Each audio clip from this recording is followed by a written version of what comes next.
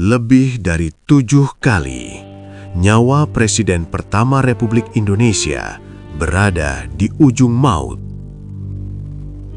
Granat meledak di Cikini pada tahun 1957. Ledakan itu mengguncang malam Jakarta. Anak-anak terluka, kepanikan pecah, asap tebal menutupi langit. Namun Soekarno selamat. Tahun-tahun berikutnya, ancaman kembali datang. Bom meledak di berbagai kesempatan, tembakan diarahkan kepadanya, bahkan saat ia tengah melaksanakan sholat Idul Adha. Bayangkan, seorang kepala negara berdiri di hadapan rakyatnya dan peluru melesat ke arahnya.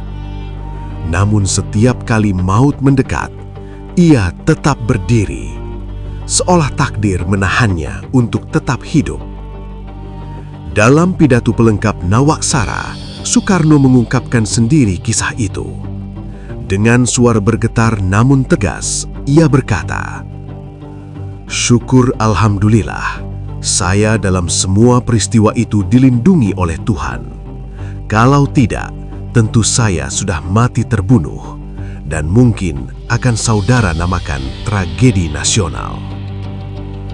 Baginya, keselamatan itu bukan karena kesaktian, bukan karena kebal peluru, bukan pula karena pusaka, melainkan karena perlindungan Allah semata.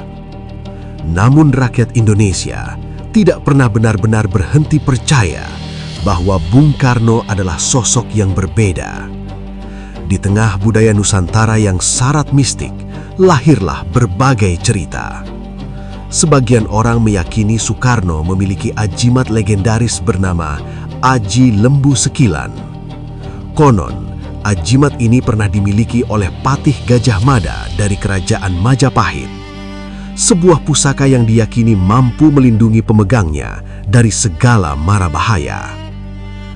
Selain itu, ada pula yang menyebut wesi kuning, benda kecil sebesar lidi yang konon selalu tersimpan rapi di dalam saku jas putihnya. Ajimat ini dipercaya pernah dimiliki oleh Menak Jinggo, tokoh legendaris yang berani menantang Majapahit. Mereka yang mempercayainya berkata, pemegang wesi kuning akan terlindung dari niat jahat musuh. Lalu ada tongkat komando, tongkat yang hampir selalu dibawanya kemanapun ia pergi. Tongkat itu terbuat dari kayu pucang kalak, kayu yang dipercaya memiliki khasiat kanuragan.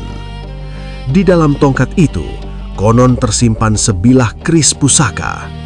Keris yang diyakini bukan hanya melindungi, tetapi juga menambah wibawa, meluluhkan hati lawan, membuat siapapun segan di hadapannya.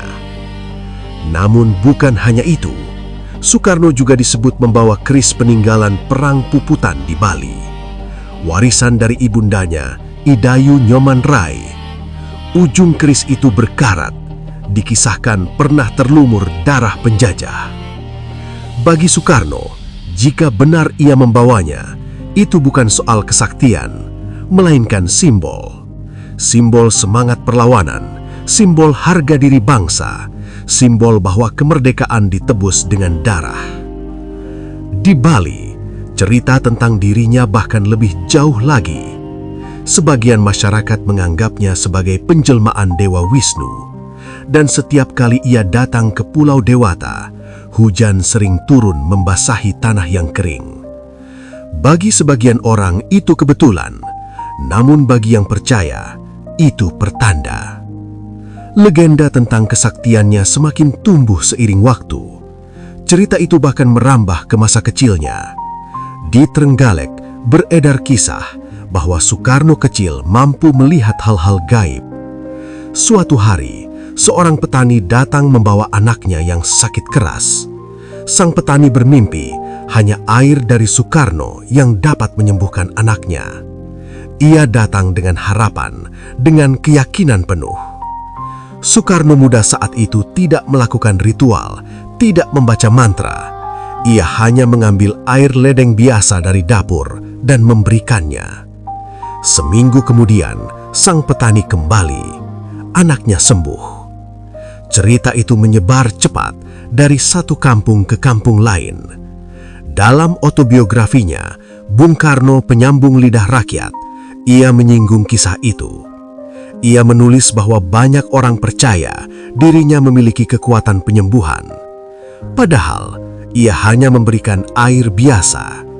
Namun ia memahami satu hal, keyakinan rakyat adalah kekuatan yang luar biasa.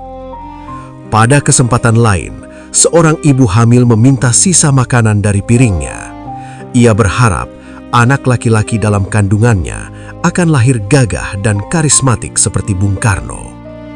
Ia tidak marah, ia tidak tersinggung. Justru ia merasa bahagia, karena di balik semua mitos itu ada cinta. Cinta rakyat kepada pemimpinnya.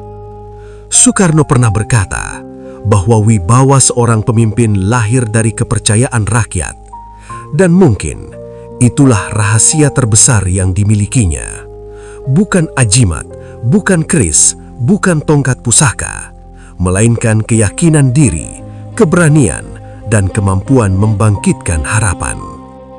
Ketika ia wafat pada tahun 1970, kesedihan menyelimuti Indonesia.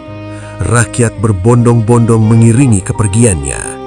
Tangis terdengar di mana-mana, seolah sebuah era benar-benar berakhir. Namun benarkah ia pergi? Ataukah ia tetap hidup dalam gagasan tentang persatuan, dalam pidato-pidato yang membakar semangat, dalam kata merdeka yang terus menggema? Di antara peluru dan pusaka, di antara mitos dan kenyataan, Soekarno berdiri sebagai manusia. Seorang manusia yang berani, yang penuh keyakinan, yang dicintai, dan juga diperdebatkan. Dan mungkin disitulah letak kesaktiannya yang sebenarnya. Bukan pada benda yang ia bawa, melainkan pada keyakinan yang ia tanamkan di hati jutaan rakyat.